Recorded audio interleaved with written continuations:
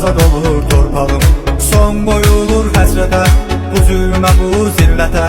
Agah olsun millətə, azad olur torpağım. Doğma övladım görüb, çox şad olur torpağım. Zaman gəldi yetişdi, azad olur torpağım.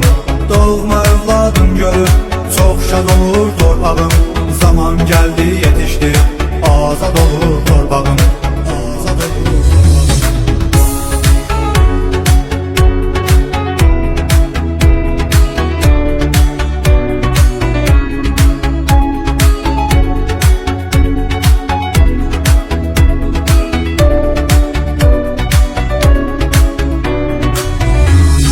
düşmənlər çaş baş qalıb, nə dost nə yoldaş qalıb.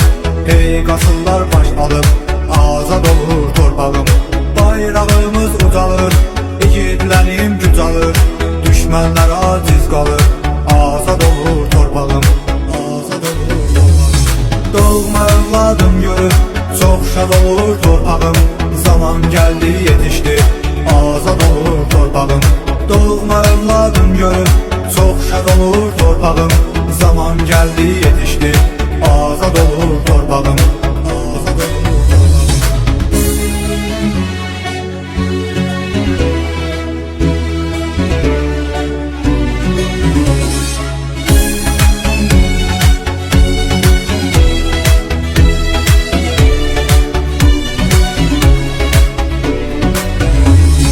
Düşmən bağrı ox olur, məhv edilir, yox olur.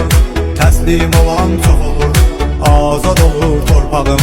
Laçın, Kəlbəcər, Şuşa, azad olunsun boşa.